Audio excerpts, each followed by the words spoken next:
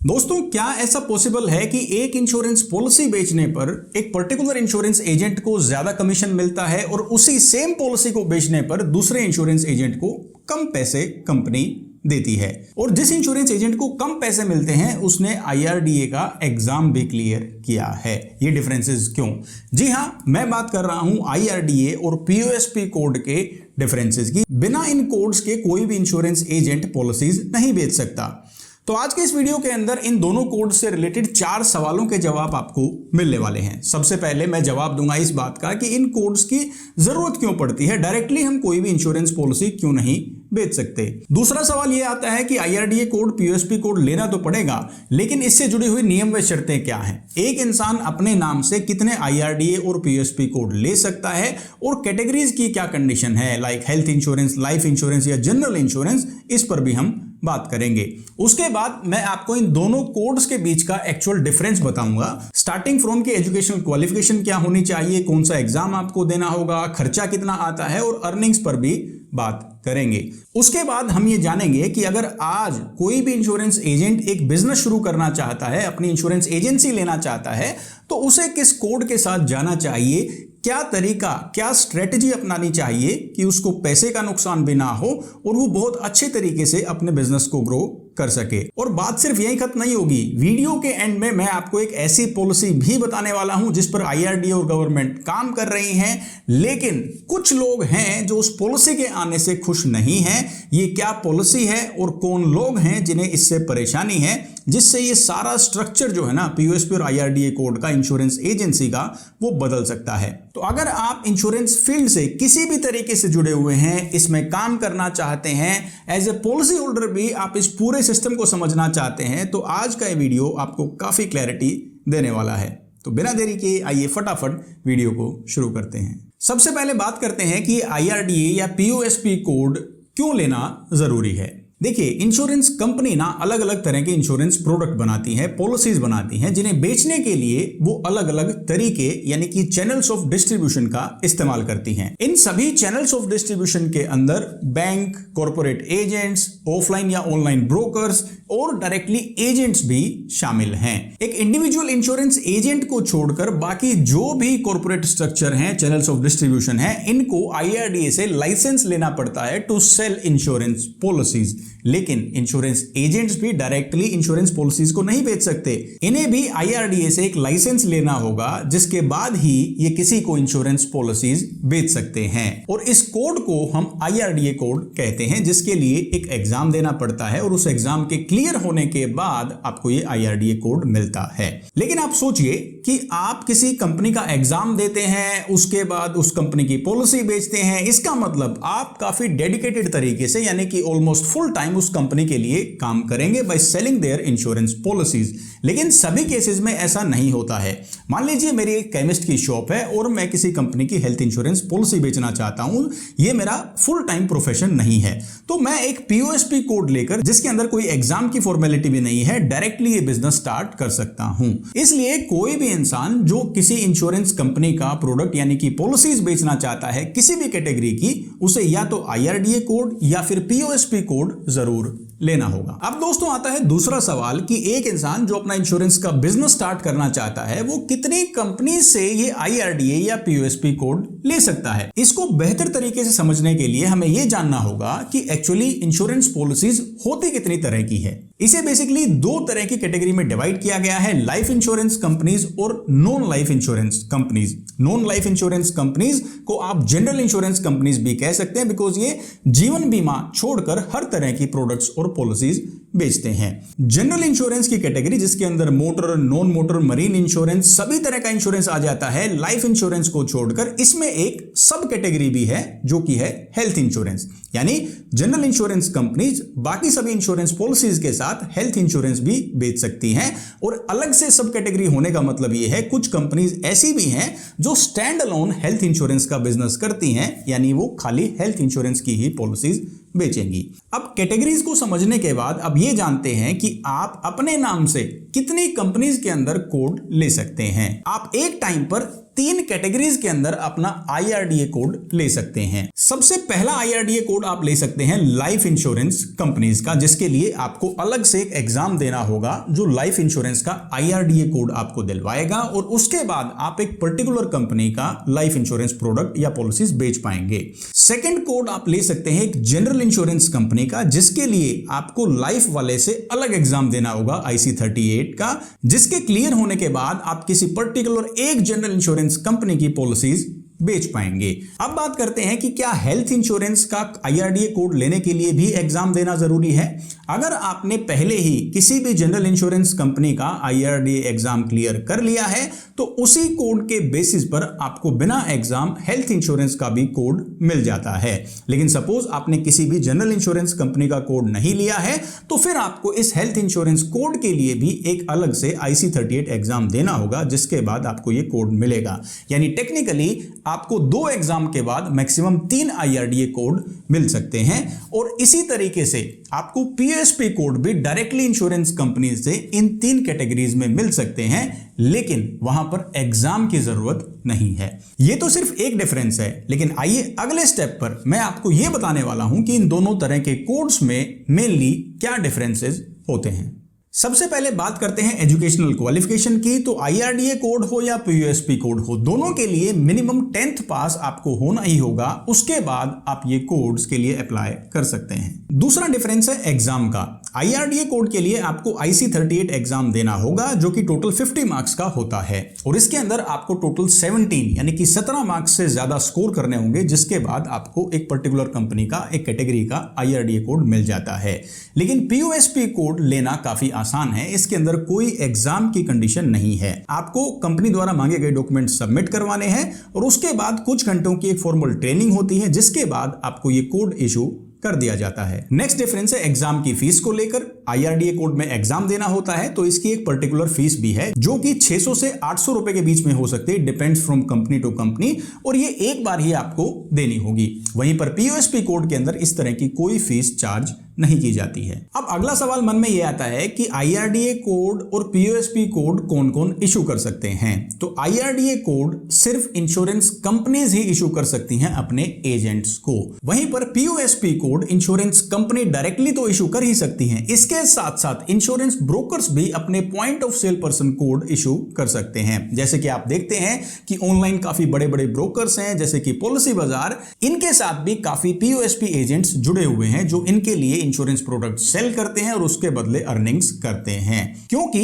Policy बाजार जैसे online registered brokers POSP code issue कर पाते हैं, लेकिन IRDA कोड आपको सिर्फ डायरेक्टली इंश्योरेंस कंपनी से ही मिलता है। अगला डिफरेंस आता है दोस्तों कवरेज के ऑप्शंस को लेकर। अगर आप किसी एक कंपनी का IRDA कोड लेते हैं तो आप उसके किसी भी मनचाहे सम इंश्योर्ड तक पॉलिसीज बेच सकते हैं, लेकिन कंडीशन ये रहती है कि आपको इसी कंपनी की पॉलिसीज बेचनी है। वहीं पर अगर डायरेक्टली इंश्योरेंस कंपनी का POSP कोड लिया जाता है, वहां पर आपके सम इंश्योर्ड को लेकर कुछ लिमिटेशंस रहती हैं। बहुत हाई सम इंश्योर्ड की पॉलिसीज POSP कोड के थ्रू बुक नहीं की जा सकती, ये रिस्ट्रिक्शन आपको फेस करनी होगी। वहीं पर ब्रोकर कोड के अंदर भी इस तरह की रिस्ट्रिक्शंस आ सकती हैं, लेकिन ब्रोकर कोड लेने के काफी फायदे भी हो सकते हैं, जो हम इससे नेक्स्ट स्टेप पर डिस्कस करेंगे। इंश्योरेंस कंपनी से डायरेक्टली IRDA या POSP कोड अगर आप लेते हैं और इसके बजाय ब्रोकर अगर आपको POSP कोड देता है तो उसके बहुत सारे फायदे हो सकते हैं, लेकिन कुछ नुकसान भी हैं, वो हम डिटेल में समझेंगे। लेकिन पहले मैं आपको बताता हूं इंश्योरेंस ब्रोकर होता कौन है। इंश्योरेंस ब्रोकर एक रजिस्टर्ड एंटिटी होती है, यानी एक कंपनी हो सकती है जो IRDA से इंश्योरेंस ब्रोकिंग का लाइसेंस लेती है। इंश्योरेंस ब्रोकर की जिम्मेवारी है कि वो अलग अलग कंपनी से अलग अलग कैटेगरीज के इंश्योरेंस प्रोडक्ट अपने पॉलिसी होल्डर्स के लिए ऑफर करता है, यानी जो भी एक इंश्योरेंस ब्रोकर की जरूरतें हैं उसके हिसाब से वो पॉलिसीज ऑफर करता है इंश्योरेंस कंपनी से बात करके। खास बात यह है कि इंश्योरेंस ब्रोकर कितनी भी इंश्योरेंस कंपनीज के साथ काम कर सकता है और हर कैटेगरी के इंश्योरेंस प्रोडक्ट्स को बेच सकता है। आइए वापस आते हैं और समझते हैं डायरेक्टली इंश्योरेंस कंपनी का IRDA या POSP कोड लेने में और एक ब्रोकर से POSP कोड लेने में क्या डिफरेंस है। मान लीजिए मैंने एक इंश्योरेंस कंपनी का डायरेक्टली POSP कोड लिया है बिना कोई एग्जाम दिए। इस कंपनी को हम नाम देंगे ABC इंश्योरेंस कंपनी। वहीं पर आपने एक इंश्योरेंस ब्रोकर का POSP कोड लिया है और इस इंश्योरेंस ब्रोकर का नाम है XYZ इंश्योरेंस ब्रोकर्स। अब अगर मैं अपने क्लाइंट्स को कोई भी पॉलिसी देता हूं तो जिस कंपनी का मैंने पीओएसपी कोड लिया है मैं उसी कैटेगरी की पॉलिसी दे सकता हूं। सपोज मैंने जनरल इंश्योरेंस कंपनी का ये पीओएसपी कोड लिया है तो सिर्फ मैं जनरल इंश्योरेंस के ही प्रोडक्ट अपने क्लाइंट्स को ऑफर कर पाऊंगा। इसके साथ साथ मैं एक ही कंपनी के प्रोडक्ट्स उन्हें दे सकता हूं जिसका पीओएसपी कोड मैंने लिया है। लेकिन आपने जो ब्रोकर का पीओएसपी कोड लिया है उसके थ्रू आप किसी भी कंपनी के किसी भी कैटेगरी के इंश्योरेंस प्रोडक्ट्स बेच सकते हैं जिसके साथ आपके इंश्योरेंस ब्रोकर का टाई अप है। बिकॉज इंश्योरेंस ब्रोकर को यह फ्रीडम है कि वो किसी भी कंपनी के साथ काम कर सकता है, किसी भी कैटेगरी के साथ काम कर सकता है और आप उसके डिस्ट्रीब्यूशन चैनल यानी कि पार्टनर के तौर पर जुड़े हैं by taking a POSP code, तो वो सारा फ्रीडम आपको भी मिलता है। अब इसका मतलब तो ये हुआ कि हमें डायरेक्टली फिर इंश्योरेंस कंपनी का आईआरडीए पीओएसपी कोड लेना ही नहीं चाहिए। नहीं, ब्रोकर कोड लेने के कुछ नुकसान भी हैं। एक बार आपने किसी इंश्योरेंस ब्रोकर का पीओएसपी कोड ले लिया, इसका मतलब आपकी जो 3 लिमिट्स थी अलग अलग कोड लेने की वो सब आपने इस्तेमाल कर ली एक ही पीओएसपी कोड के साथ। यानी अब आप हेल्थ, लाइफ और नॉन लाइफ सभी प्रोडक्ट्स बेच पा रहे हैं इस ब्रोकर के थ्रू। तो अब आप कोई भी और आईआरडीए या पीओएसपी कोड अपने नाम से नहीं ले सकते। अब कोई बात नहीं, हमें लेने की जरूरत क्यों पड़ेगी, हम तो इसके साथ ही काम करते रहेंगे, ब्रोकर के साथ ही। लेकिन दूसरा ड्रॉबैक यहां पर यह आता है कि जो भी बिजनेस आप दे रहे हैं इस ब्रोकर को वो डायरेक्टली आपका बिजनेस नहीं है। बिकॉज आईआरडीए में जो पॉलिसी के अंदर रजिस्टर्ड एंटिटी है वो XYZ इंश्योरेंस ब्रोकर्स है। आप जो भी पॉलिसी इशू करेंगे इसके अंदर नाम भी XYZ इंश्योरेंस ब्रोकर्स का ही आएगा। कल को कोई भी रिन्यूअल जो पॉलिसी होल्डर्स डायरेक्टली करते हैं उसका रिन्यूअल प्रीमियम भी ब्रोकर की सेल में ही काउंट किया जाता है और उसके फाइनेंशियल इंसेंटिव्स यानी कि अर्निंग्स भी ब्रोकर को ही डायरेक्टली जाती हैं। वहीं पर जो आईआरडीए या पीओएसपी कोड आप डायरेक्टली इंश्योरेंस कंपनी से लेते हैं वो आपका खुद का पर्सनल पोर्टफोलियो, पर्सनल बिजनेस है। अगर कोई कस्टमर डायरेक्टली भी कभी पॉलिसी रिन्यू करता है सेम कंपनी के अंदर तो वो अर्निंग्स डायरेक्टली आपको आएंगी। बिकॉज वो बिजनेस डायरेक्टली आपका है तो कंट्रोल भी आपका ही रहता है। इससे पहले कि मैं आपको आईआरडीए और पीएसपी कोड के अर्निंग्स का डिफरेंस बताऊं यानी कहां पर हम ज्यादा पैसा कमा सकते हैं, पहले एक बार एग्जांपल के जरिए हम समझेंगे कि आप एक बार में किस तरीके से ब्रोकर या डायरेक्टली इंश्योरेंस कंपनी का आईआरडीए पीएसपी कोड ले सकते हैं। सबसे पहले हम डायरेक्टली कंपनी का एग्जांपल लेंगे। मान लो आप एक डायरेक्टली लाइफ इंश्योरेंस कंपनी के आईआरडीए कोड के लिए अप्लाई करते हैं तो आप किसी और कंपनी का लाइफ का आईआरडीए कोड नहीं ले सकते। अपने ही डॉक्यूमेंट्स पर आप एक जनरल इंश्योरेंस कंपनी और इसके साथ साथ एक हेल्थ इंश्योरेंस कंपनी का कोड ले सकते हैं। इसी के साथ साथ अगर आपने किसी एक जनरल इंश्योरेंस कंपनी का पीओएसपी कोड ले लिया है तो फिर आप जनरल इंश्योरेंस का दूसरा पीओएसपी या आईआरडीए कोड नहीं ले पाएंगे। आप सिर्फ लाइफ इंश्योरेंस का पीओएसपी या आईआरडीए कोड ले सकते हैं। वहीं पर अगर आप एक ब्रोकर का पीओएसपी कोड ले लेते हैं फिर ना तो आप लाइफ, ना जनरल, ना हेल्थ इंश्योरेंस किसी का भी आईआरडीए या पीओएसपी कोड नहीं ले पाएंगे। यानी आपके सभी डॉक्यूमेंट्स एक पीओएसपी कोड के साथ रिजर्व हो जाते हैं। अब दोस्तों बात करते हैं कि आप ज्यादा पैसा कहां कमा सकते हैं, आईआरडीए कोड लेना चाहिए या फिर पीओएसपी कोड। यहां पर जो डिफरेंसेस मैं आपको बताने वाला हूं वहां पर डायरेक्टली इंश्योरेंस कंपनी का ब्रोकर या पीओएसपी कोड जो है वो एक साइड है और ब्रोकर का पीओएसपी कोड जो है वो दूसरी साइड है। बिकॉज डायरेक्टली आप इंश्योरेंस कंपनी के साथ काम करते हैं तो चाहे आपने आईआरडीए कोड लिया है या पीओएसपी कोड लिया है तकरीबन सेम ही इंसेंटिव्स आपको मिलते हैं। सिर्फ कुछ रिवॉर्ड्स ऐसे हो सकते हैं जो पीओएसपी कोड के थ्रू अवेलेबल ना हो। लेकिन अगर आप इनके अलावा एक ब्रोकर का पीओएसपी कोड लेते हैं तो वहां पर अर्निंग्स में काफी डिफरेंस आ सकते हैं। तो ये कंपैरिजन डायरेक्ट कंपनी का कोड लेने और एक ब्रोकर पीओएसपी कोड लेने के बीच में है। इनिशियली जब आप शुरुआत करते हैं, मान लो आज मैं अपनी पहली पॉलिसी सेल करता हूं तो मुझे ब्रोकर पीओएसपी कोड पर ज्यादा कमीशन मिलेगा। आईआरडीए कोड में भी पैसा तो मिलेगा लेकिन वो ब्रोकर पीओएसपी कोड जितना ज्यादा नहीं होगा। इसके पीछे का मैं कारण आपको बताता हूं। इंश्योरेंस कंपनीज जो भी इंसेंटिव्स देते हैं वो डायरेक्टली सेल से लिंक्ड होते हैं। यानी कितनी पॉलिसीज बेची जाती हैं, कितना प्रीमियम कलेक्ट किया जाता है, उसके बेसिस पर कमीशंस को रिलीज किया जाता है। जो मेरा आईआरडीए कोड है या डायरेक्ट कंपनी के साथ पीओएसपी कोड है वहां पर सिर्फ मेरी सेल्स को ही काउंट किया जाएगा और इस सिंगल पॉलिसी के बिकने के साथ सिर्फ इतना ही प्रीमियम कंपनी में गया है जो कि ऑब्वियस सी बात है बहुत ज्यादा नहीं होगा। तो मेरी अर्निंग्स यहां पर कम हो सकती हैं क्योंकि मैंने अभी अभी शुरुआत की है। वहीं पर ब्रोकर पीओएसपी कोड के अंदर जितने भी कलेक्टिव पीओएसपीज सारी सेल कर रहे हैं टोटल ओवरऑल ब्रोकर की सेल्स को काउंट किया जाता है और उस लेवल पर जो कि ऑब्वियसली जो एक इंडिविजुअल एजेंट से काफी ज्यादा होगा, डायरेक्टली उस पर कमीशंस दिए जाते हैं।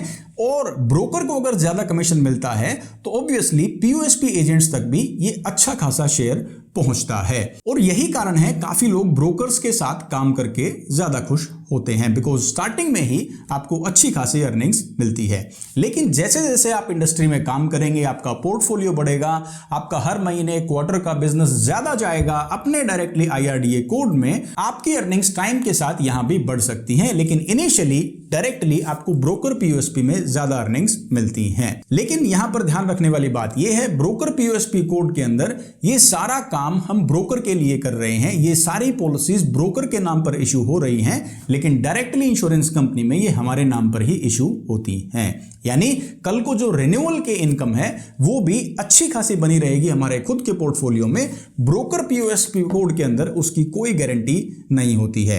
इमेजिन कीजिए आपने इंश्योरेंस ब्रोकर के साथ पीओएसपी कोड के थ्रू अच्छा खासा काम किया। अब आईआरडीए की कुछ नई गाइडलाइंस आ गई हैं जिसमें कुछ एडिशनल डॉक्यूमेंट्स मांगे गए हैं जो आपके पास अवेलेबल नहीं है, या और किसी टेक्निकल रीजंस की वजह से आपका ये पीओएसपी कोड कैंसिल हो जाता है। तो जो भी पॉलिसीज आपने बेची हैं इनका रिन्यूअल का बेनिफिट आपको वहां से नहीं मिलेगा। लेकिन डायरेक्टली इंश्योरेंस कंपनी का जो आईआरडीए पीओएसपी कोड है, ये बिजनेस आपका अपना बिजनेस है। जब तक आप कंपनी की टर्म्स एंड कंडीशंस के अकॉर्डिंग उनके साथ जुड़े रहते हैं, काम करते रहते हैं, आपके रिन्यूअल्स को कोई खतरा नहीं है। अब ये डिफरेंस क्लियरली समझने के बाद एक कंफ्यूजन, एक डाउट मन में जरूर आ रहा होगा, तो फिर करें क्या? हम पहले कौन सा कोड लें, किस कोड के साथ शुरुआत करनी चाहिए, बेहतर कौन सा है? दोनों के अपने अपने फायदे और नुकसान हैं।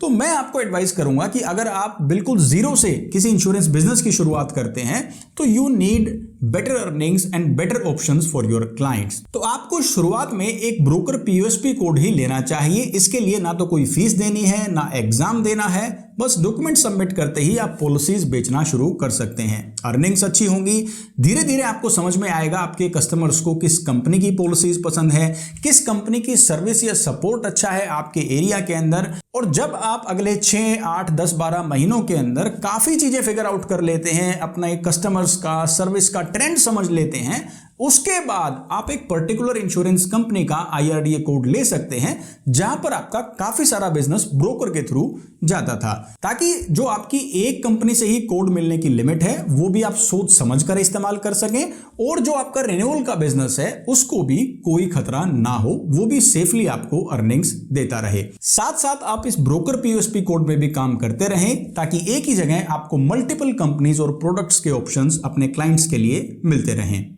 और ऐसा करने के लिए एक छोटी सी टिप आपको देना चाहूंगा, ब्रोकर पीओएसपी कोड लेते टाइम आप अपने डॉक्यूमेंट्स इस्तेमाल ना करें। आप घर के किसी और सदस्य जैसे कि आपके भाई बहन, आपके फादर मदर, किसी के भी डॉक्यूमेंट्स इस्तेमाल कर सकते हैं, क्योंकि इसके लिए कोई भी एग्जाम नहीं देना पड़ता।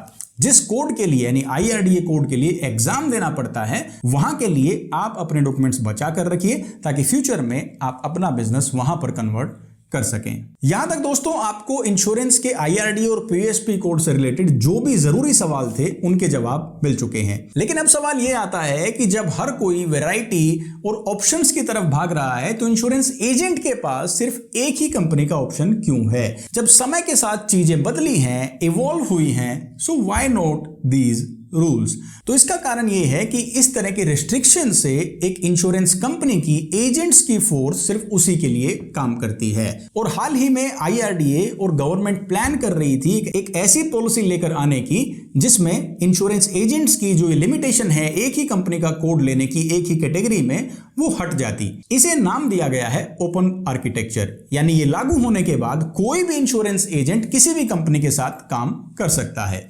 लेकिन अगर ऐसा हो जाता है तो सोचिए सबसे ज्यादा परेशानी किसे होगी? इंश्योरेंस कंपनीज को। बिकॉज आप सोचिए कि सुबह सुबह उठते ही मैनेजर जो डायरेक्टली अपने एजेंट्स को मैसेज करते हैं कि आज का आपका ये टारगेट है, आपको इतनी पॉलिसीज करनी है, अब क्लोजिंग आ गई है, बहुत ज्यादा प्रीमियम आपका बाकी है करना, फ्रेश पॉलिसीज बेचिए। तो अब वो इंश्योरेंस एजेंट जो कि एक ही कंपनी के साथ काम करने के लिए बाउंड है, वो पूरी मेहनत करता है और यहीं पर सारा प्रीमियम लेकर आता है। लेकिन अगर ओपन आर्किटेक्चर आ जाता है तो सोचिए इंश्योरेंस एजेंट के पास कितना फ्रीडम होगा। वो किसी भी कंपनी में अपने क्लाइंट की पॉलिसी बुक कर सकता है, और सिर्फ इंश्योरेंस एजेंट ही नहीं, पॉलिसी होल्डर्स को कितना फायदा होगा, जिस कंपनी की पॉलिसी चाहिए, जिस एजेंट से चाहिए, वो सारे ऑप्शंस उनको एजेंट के पास मिलेंगे। लेकिन ओपन आर्किटेक्चर को इंप्लीमेंट करना इतना आसान नहीं है, बिकॉज ये प्रोडक्ट्स किसके हैं, इंश्योरेंस कंपनीज के। और अगर इंश्योरेंस कंपनीज को फायदा नहीं है तो शायद इसे लाने में, इसे लागू करने में काफी परेशानियां आ सकती हैं। बहरहाल ये उम्मीद करते हैं कि इस तरह की पॉलिसीज जल्द ही गवर्नमेंट और IRDA इंप्लीमेंट करे, ताकि सभी पॉलिसी होल्डर्स, एजेंट्स को काफी फायदा इस चीज से मिल सके। आपकी इस पॉलिसी के बारे में क्या राय है, मुझे कमेंट करके जरूर बताइएगा। और अगर IRDA कोड और PSP कोड से रिलेटेड आपका कोई सवाल है जो इस वीडियो में मैं डिस्कस नहीं कर पाया, तो वो भी आप जरूर पूछिएगा। और अगर आप ये जानना चाहते हैं कि इंश्योरेंस बिजनेस स्टार्ट करने के लिए कौन सी कैटेगरी सबसे फायदेमंद है, कि आप लाइफ इंश्योरेंस बेचें, मोटर इंश्योरेंस बेचें या फिर हेल्थ इंश्योरेंस बेचें, तो आप ये वीडियो क्लिक करके पूरा कंपैरिजन देख सकते हैं। मैं हरविंदर सिंह मिलूंगा आपसे नेक्स्ट वीडियो में। Till then take care, stay fit and stay healthy. जय हिंद।